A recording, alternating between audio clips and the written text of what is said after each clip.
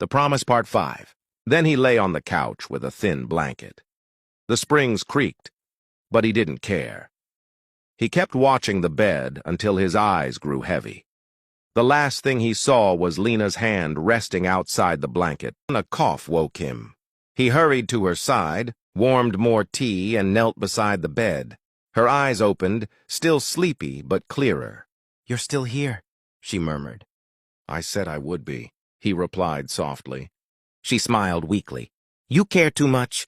"Maybe," he said, "but it feels right." Her smile widened just a little. "Thank you, Chris."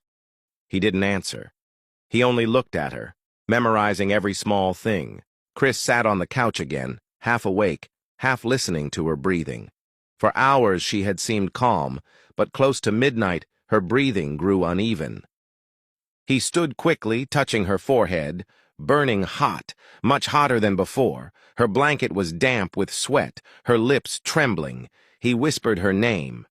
"Lena! Lena, can you hear me?" Her eyelids moved slightly, but her words came out weak and broken. "I feel cold." Chris's heart thudded. He brought another cloth, changed it, and gave her water, but she couldn't swallow. Her hands shook. He looked at his phone, his pulse racing. "Do I call an ambulance?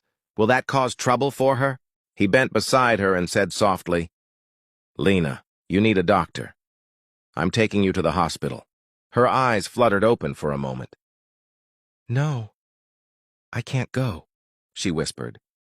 "I don't have insurance." "You'll get worse if we don't," he said, trying to sound calm, though fear sat heavy in his throat. "Then I'll use mine," he said.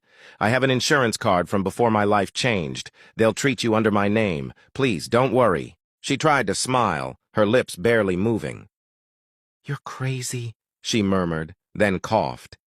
"Maybe," he said softly, "but I'm not letting you die here." Before she could answer, her head dropped sideways. He caught her in his arms. Her body was limp. The fever had taken her completely. "Lena! Hey, Lena!" He tapped her cheek gently, panic rising. No answer. Without another thought, he grabbed his phone and called Tom. "Tom, it's me. I need a favor, now." "Mark? It's 2 in the morning. I need you to activate one of my cards. Send the code to my phone. Someone's sick." There was silence, then Tom said, "I'll do it, 10 minutes. Chris hung up, called emergency services, gave the address, and sat holding Lena in his arms until he heard the distant siren. When the paramedics arrived, he didn't care how much it would cost. He helped them lift her onto the stretcher.